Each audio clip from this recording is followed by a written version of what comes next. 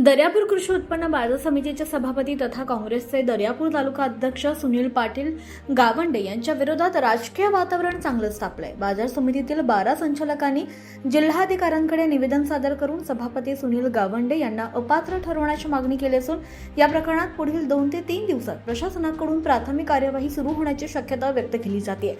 विशेष म्हणजे काही दिवसांपूर्वीच काँग्रेस जिल्हाध्यक्ष बबलू देशमुख आणि खासदार बळवंत वानखडे यांच्या नेतृत्वाखाली सुनील गावंडे यांची काँग्रेसच्या दर्यापूर तालुका अध्यक्षपदी नियुक्ती करण्यात आली होती। मात्र त्यानंतर लगेचच त्यांच्याच विरोधात पक्षातील 4 काँग्रेस संचालकांनी सुद्धा अपात्रतेच्या मागणीला पाठिंबा दिल्यानं तालुक्यातील काँग्रेसमधील अंतर्गत मतभेद उघडपणे समोर आले।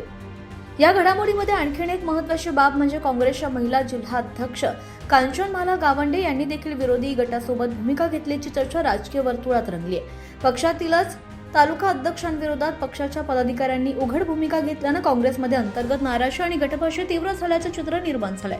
दर्यापूर तालुका हा खासदार बळवंत वानखडे यांचा राजकीय बालेकिल्ला मानला जातो। अशा परिस्थितीत पक्षाच्या तालुका अध्यक्षांविरोधात स्वतःच्या पक्षातील पदाधिकारी आणि संचालक आक्रमक झाल्यानं काँग्रेस नेतृत्वासमोर मोठं राजकीय आव्हान उभं राहिलंय। दरम्यान जिल्हा परिषद आणि पंचायत समितीच्या निवडणुका जवळ आल्याच्या पार्श्वभूमीवर काँग्रेसमधील ही अंतर्गत फूट विरोधकांसाठी राजकीय संधी ठरू शकते अशी चर्चा सुरू झाली आहे। पक्षातील मतभेद कायम राहिल्यास आगामी निवडणुकांमध्ये काँग्रेसला त्याचा राजकीय फटका बसू शकतो असं स्थानिक राजकीय निरीक्षकांचं मत आहे।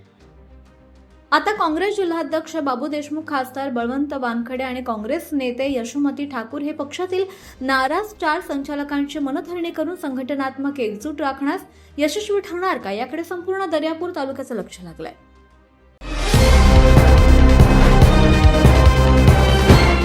पाहत रहा फक्त जनविकास न्यूज, सत्य, संघर्ष आणि जनतेचा विश्वास।